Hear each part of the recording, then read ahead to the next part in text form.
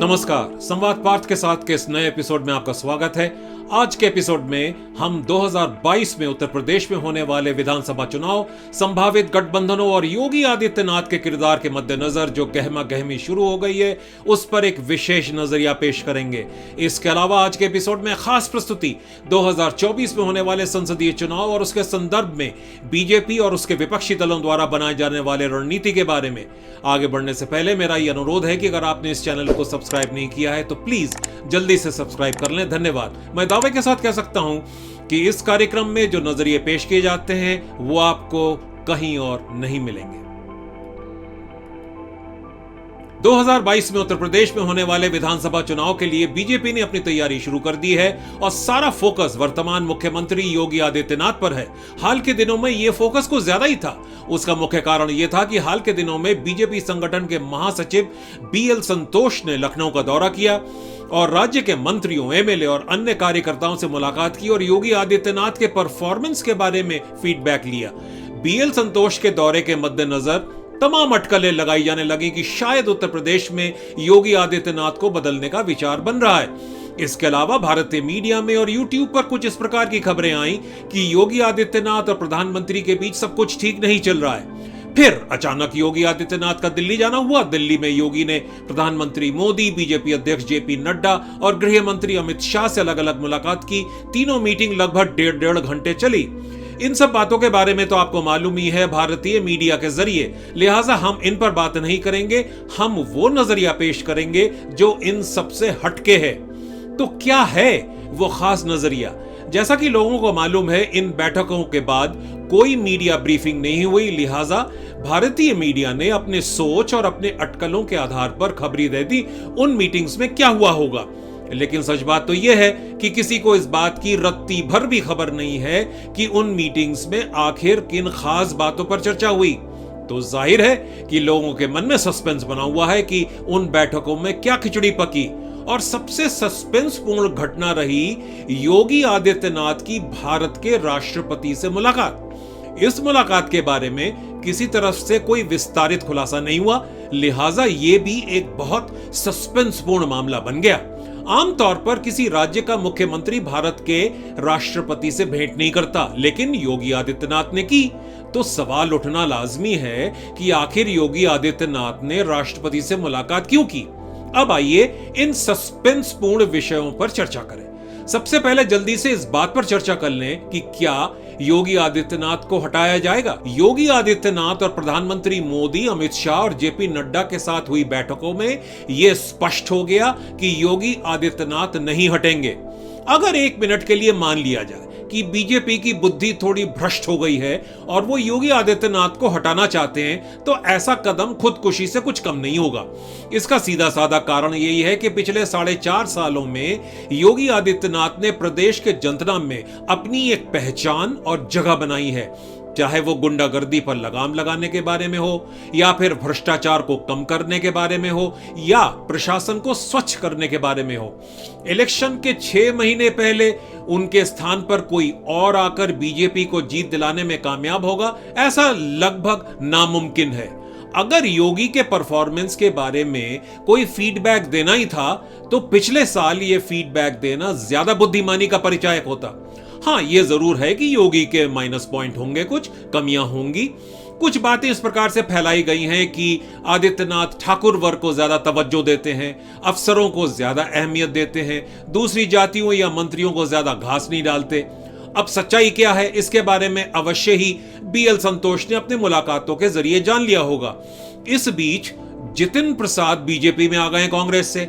उनके आने से ब्राह्मण वर्ग में असंतोष कुछ कम हुआ होगा, लेकिन जो व्यक्ति हाल के महीनों में हुए पंचायती चुनावों में अपनी भाभी को न जिता पाया हो, वो व्यक्ति एक पूरे वर्ग का एक बहुत बड़ा चेहरा होगा, ये सोच थोड़ी हास्यास्पद लगती है। इसलिए जितिन प्रसाद वाले अध्याय को इस प्रकार से समझना चाहिए कि जितिन प्रसाद को बीजेपी में लाए जाने के पीछे मुख्य उद्देश्य ये है कि राहुल गांधी के इर्द गिर्द जो कथित युवा नेता थे, अगर वो एक के बाद एक हट जाते हैं तो राहुल गांधी काफी कमजोर हो जाएंगे। हाँ, एडिशनल फायदे के रूप में यह जरूर है कि जितिन प्रसाद का ब्राह्मण वर्ग के प्रतिनिधि के रूप में बीजेपी में होना अच्छा ही है, बुरा नहीं। अब भारत के विधानसभा चुनावों के मामले में एक बात साफ होती जा रही है और वो ये है कि राज्य स्तर की या जो क्षेत्रीय पार्टियां हैं उनकी भूमिका ज्यादा अहम होगी। इस बात को भी ध्यान रखना उचित होगा कि उत्तर प्रदेश में जातीय समीकरण बहुत जबरदस्त ढंग से काम करते हैं। इसलिए अगर योगी आदित्यनाथ के मंत्रिमंडल में कुछ फेरबदल हो तो उसमें कोई आश्चर्य की बात नहीं होगी। ऑलरेडी AIMIM और सुहेल देव भारतीय समाज पार्टी के मुखिया ओम प्रकाश राजभर के बीच गठजोड़ की खबरें आ रही हैं। इन गतिविधियों के मद्देनजर बीजेपी क्षेत्रीय पार्टियों को एक बड़ी छतरी के नीचे लाने के प्रयास में जुट गई है। इसमें कोई हैरान होने वाली बात नहीं है। इन प्रयासों को किस प्रकार से सुचारू रूप से अंजाम दिया जाए, ये बात योगी के दिल्ली दौरे के दौरान चर्चा के मुख्य विषयों में से एक रही और अवश्य ही स्पेसिफिक नामों पर चर्चा हुई कि किसको मंत्रिमंडल में लिया जाए और किसको नहीं। अब जब नामों की बात चल पड़ी है तो जितिन प्रसाद के अलावा एक और नाम की काफी चर्चा है और वो है पूर्व IAS अधिकारी AK शर्मा की। कहा जाता है कि AK शर्मा प्रधानमंत्री मोदी के खास अफसरों में से एक रहे हैं और उन्हें समय से पहले रिटायरमेंट करा के उत्तर प्रदेश इसलिए भेजा गया जिससे कि वो मोदी के आंख और कान के रूप में काम कर सके। ऐसा नहीं लगता कि बीजेपी लीडरशिप AK शर्मा को कुछ ऐसी भूमिका देने के लिए योगी को मजबूर करेगी जिससे योगी सहमत ना हो, क्योंकि इलेक्शन से 6-7 महीने पहले अगर किसी वजह से योगी का मनोबल टूट जाए या योगी नाराज हो जाएं या उकता जाएं, ये बीजेपी के लिए बहुत घातक साबित होगा। ऐसा नहीं लगता कि बीजेपी इस प्रकार की मूर्खता करेगी। इसलिए यही समझना सही होगा कि AK शर्मा को खास भूमिका दिए जाने के पीछे मकसद यही होगा कि AK शर्मा अपने प्रशासनिक एक्सपीरियंस के बलबूते पर चुनाव रणनीति को इंप्लीमेंट करने में योगी की मदद करे, न कि वो योगी के रास्ते का रोड़ा बने। लोगों को यह बात शायद याद होगी कि जिस समय कोरोना वायरस की दूसरी लहर चरम सीमा पर आ रही थी, उस समय योगी 14 दिनों के लिए पब्लिक नजर से दूर हो गए थे क्योंकि उनके स्टाफ में कुछ लोग कोविड पॉजिटिव पाए गए थे। उस दौरान प्रदेश की राजधानी लखनऊ में ऑक्सीजन की कमी की बातें सामने आई, लोग काफी परेशानी में दिखे। हालांकि आदित्यनाथ आइसोलेशन में रहते हुए भी तमाम एक्शंस को कोऑर्डिनेट कर रहे थे, लेकिन उन 14 दिनों में प्रदेश में ऑक्सीजन की कमी को लेकर, दवाइयों की कमी को लेकर, ICU के बेड्स की कमी को लेकर पब्लिक को जो परेशानियां झेलनी पड़ी, वो योगी आदित्यनाथ के परफॉर्मेंस के बारे में एक माइनस पॉइंट कहा जा सकता है। लेकिन यहां पर भी कहना बहुत जरूरी है कि अगर मुख्यमंत्री को तबीयत खराब होने की वजह से या किसी और वजह से आइसोलेशन में रहना पड़ा तो मंत्रिमंडल पे उप मुख्यमंत्री भी तो थे। वो क्या कर रहे थे? अगर वो घास काट रहे थे तो ये बहुत ही दुर्भाग्यपूर्ण बात है। भारत की मीडिया में कहा जा रहा है कि 2 उप मुख्यमंत्रियों में से एक केशव प्रसाद मौर्य योगी आदित्यनाथ से कुछ रूठे हुए थे। अगर मौर्य बाबू चतुर पॉलिटिशियन होते तो उन 14 दिनों में जब योगी पब्लिक में एक्शन में नहीं थे, उस दौरान वो अपने झंडे गाड़ सकते थे। लेकिन लगता नहीं कि मौर्य बाबू ऐसा कुछ कर पाए। लिहाजा गाल फुला लेने से बात नहीं बनती है। अपनी योग्यता को, अपनी काबिलियत को साबित करना भी आवश्यक होता है। अब उत्तर प्रदेश में मुस्लिम और दलित वोट इलेक्शन जिताने के मामले में काफी अहम साबित हो सकते हैं। इसलिए इन दोनों समूहों पर सबकी पैनी नजर है। जहां तक मुस्लिम वोटर्स का सवाल है, AIMIM के मैदान में कूदने के बाद मुस्लिम वोटर के सामने 4 विकल्प होंगे: समाजवादी पार्टी, BSP, कांग्रेस और AIMIM। BSP को दलितों का एक मुख्य पार्टी समझा जाता है और समाजवादी पार्टी के बारे में कहा जाता है कि वो काफी मुस्लिम वोट अपनी तरफ खींच लेने में कामयाब हो सकते हैं। इसलिए 2022 के इलेक्शन में अगर BSP और समाजवादी पार्टी कुछ अन्य छोटी मोटी पार्टियों के साथ गठजोड़ बना ले तो वो बीजेपी को खासा टक्कर दे सकते हैं। ऐसा होगा कि नहीं, ये आने वाला समय बताएगा। हो सकता है कि आम आदमी पार्टी भी इस गठजोड़ में किसी प्रकार से घुस लेने का प्रयास करे। इन सारे समीकरणों में एक बात तो साफ है कि किसी भी गठजोड़ में अगर कांग्रेस को साथ में नहीं भी लिया जाए तो कोई खास फर्क नहीं पड़ेगा। कांग्रेस धीरे धीरे एक लुप्त हो जाने वाली पार्टी बनती जा रही है। अब आते हैं इस पहलू पर कि योगी आदित्यनाथ ने राष्ट्रपति से क्यों मुलाकात की। उत्तर प्रदेश में कुछ ऐसे इवेंट्स हैं जहां राष्ट्रपति को आमंत्रित किया जा सकता है।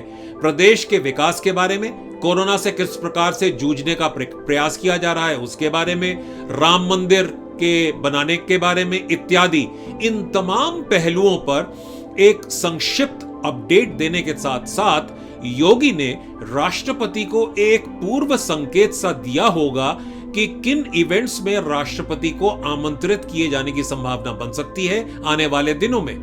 बाद में कोई संवैधानिक समस्या उत्पन्न न हो, इसलिए राष्ट्रपति को पहले से बता देना अच्छा रहता है। 2022 के यूपी इलेक्शंस के बारे में 100 बात की एक बात यह है कि बीजेपी को पश्चिम बंगाल में हुई करारी हार से कुछ सीख हासिल करनी होगी। उसमें से सबसे मुख्य यह है कि हिंदू वोटर्स के ऊपर पूरी तरह से निर्भर होकर जीत की उम्मीद करना बहुत बुद्धिमानी का काम नहीं होगा। लिहाजा बीजेपी को कुछ ऐसा जुगाड़ बिठाना पड़ेगा कि 55 से 60% हिंदू वोट बीजेपी को मिले। बीजेपी को तो मालूम ही है कि मुस्लिम वोट शायद बहुत कम मिलेंगे उन्हें। पश्चिम बंगाल के नतीजों के मद्देनजर यह कहा जा सकता है कि मुस्लिम वोटर उसी पार्टी या गठजोड़ को वोट देंगे जिस पार्टी या गठजोड़ के उनके हिसाब से जीतने की संभावना ज्यादा है। इसलिए भले ही मैदान में एआईएमआईएम और कांग्रेस हो, अगर समाजवादी पार्टी और बीएसपी आपस में हाथ मिला लेते हैं तो लगता है कि अधिक से अधिक मुस्लिम वोटर इस गठजोड़ को ही अपना वोट देंगे। योगी पर, बीजेपी पर हर तरफ से दबाव बनाया जाएगा, यह स्पष्ट है। अयोध्या में जमीन खरीद को लेकर जो विवाद खड़ा किया गया है उसके आधार पर यह बात कही जा सकती है और आने वाले दिनों में भी इस प्रकार के विवाद खड़े किए जाएंगे। लेकिन मेन मुद्दा रहेगा महंगाई और रोजगार का मुद्दा।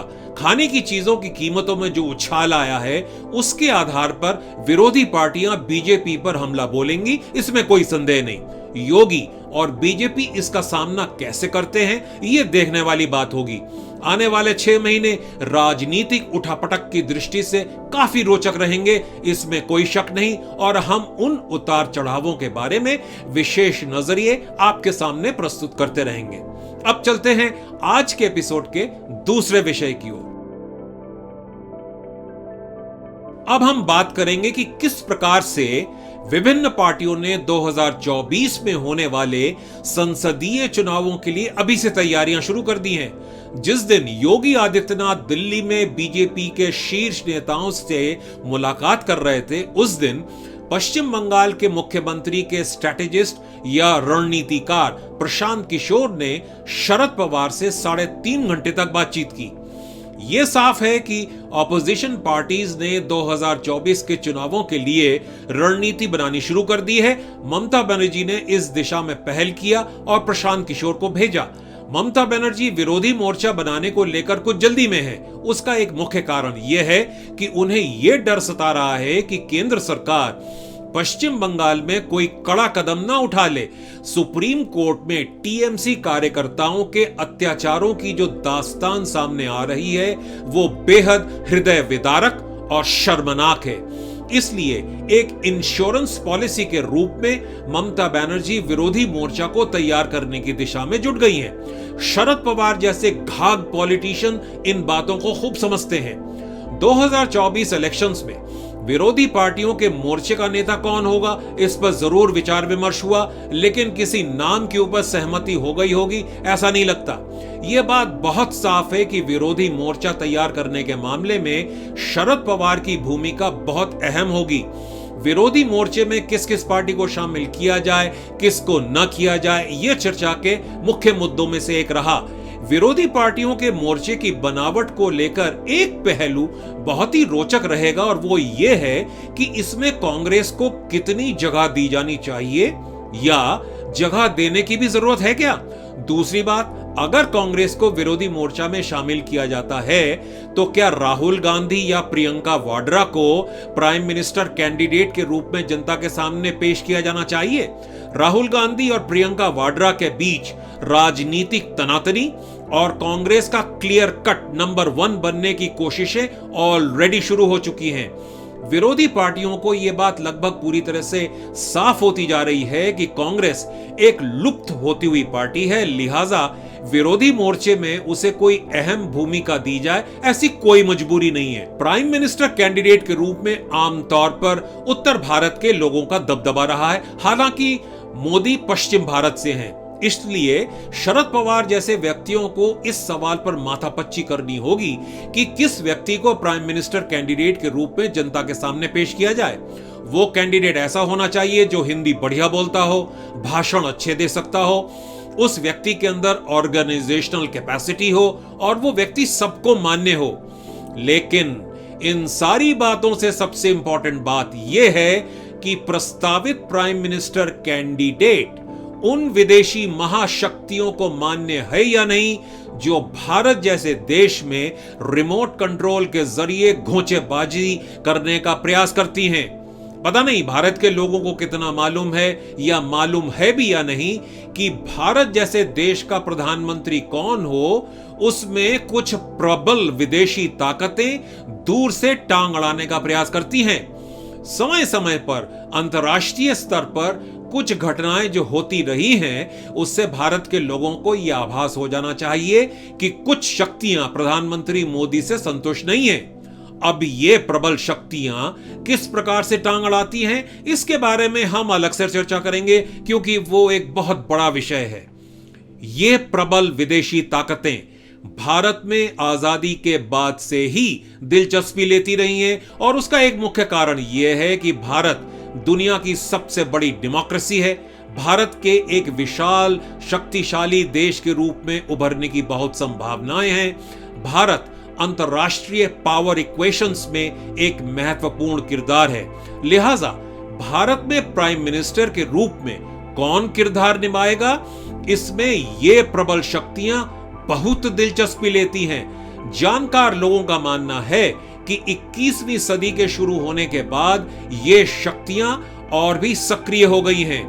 इंफॉर्मेशन को हथियार के रूप में कैसे इस्तेमाल किया जाता है, राजनीतिक शतरंज में किस प्रकार की पैंतरेबाजियां की जाती हैं, इन सब बातों में ये शक्तियां बहुत अच्छी तरह माहिर हैं। जानकार लोगों का मानना है कि इन शक्तियों ने भारत में अपने पालतुओं का एक जाल बिछा रखा है, चाहे वो राजनीतिक पार्टियां हो या मीडिया हो या अफसरशाही हो। इसलिए अगर बीजेपी एक बार फिर 2024 में जीत हासिल करना चाहती है तो उसे 21वीं सदी के खेलों को भली भांति समझना होगा और प्रोएक्टिव होकर उन खेलों से निपटने के लिए एक्शन लेने होंगे। राजनीति शतरंज जैसा खेल है। जिस प्रकार शतरंज में एक अच्छा खिलाड़ी आगे के 30 से 40 चाल पहले ही सोच लेता है, उसी प्रकार से राजनीतिक शतरंज में जीतने के लिए, हर संभावित परिस्थितियों से निपटने के लिए पहले से ही अपनी स्ट्रैटेजी और रणनीति को तैयार कर लेना उचित रहता है। इसके अलावा कब बैकफुट पर खेलना है, कब फ्रंट फुट पर खेलना है, इसका ज्ञान भी भली भांति होना चाहिए। 21वीं सदी में मनोविज्ञान या साइकोलॉजी को हथियार के रूप में इस्तेमाल किया जाने लगा है। ये हथियार भारत के चुनावों में ऑलरेडी इस्तेमाल हो रहा है और होता रहेगा, जिसमें वो प्रबल विदेशी ताकतें अपना नो हाउ देती रहेंगी। समय बताएगा कि बीजेपी इन आधुनिक दांव पेचों को अच्छी तरह से समझ पाती है या नहीं और उन्हें कैसे नाकाम किया जाए उसकी रणनीति तैयार कर पाती है या नहीं। प्रोएक्टिव रूप में कार्य करने से ही जीत की संभावना बढ़ती है। ट्रंप के 4 साल के कार्यकाल में डेमोक्रेट पार्टी ने जिस प्रकार की रणनीति अपनाई, उससे काफी कुछ सीख लेनी चाहिए। कोविड-19 के जरिए भारत को कमजोर करके काबू में लाने का प्रयास किया गया होगा विभिन्न शक्तियों द्वारा, इसमें कोई शक नहीं। अब देखना है कि आने वाले 3 सालों में भारत किस प्रकार से कोविड-19 से बाहर निकलता है और अपने आप को मजबूत बनाता है। राजनीतिक पैंतरेबाजियां तो होती रहेंगी, लेकिन एक बुद्धिमान सरकार हमेशा सतर्क और चौकन्ने रहती है।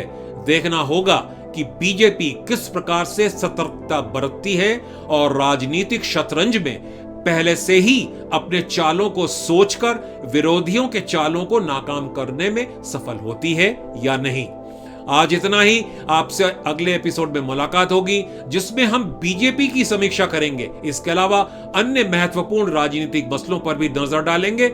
समय का अभाव न हुआ तो यूथ डायरेक्ट में होगी युवाओं के मुद्दों पर चर्चा। साथ ही होंगे उपयोगी सुझाव जीवन और अपने करियर को बेहतर बनाने के बारे में। उम्मीद है कि इस शो का स्वरूप आपको पसंद आ रहा है। इस कार्यक्रम में वो नजरिए पेश किए जाते हैं जो आपको शायद कहीं और नहीं मिलेंगे। यदि यह कार्यक्रम आपको अच्छा लगा हो तो प्लीज इसे लाइक करें, शेयर करें और अवश्य सब्सक्राइब करें। जाते जाते एक सवाल, क्या कोई जानता है कि अर्नब गोस्वामी आजकल कहां है? सब ठीक ठाक है ना उनके साथ? अपने जवाब नीचे कमेंट सेक्शन में अवश्य लिखें। अब आज्ञा लेता हूं। चौकन्ने रहें, संगठित रहें, खुशहाल रहें। नमस्कार।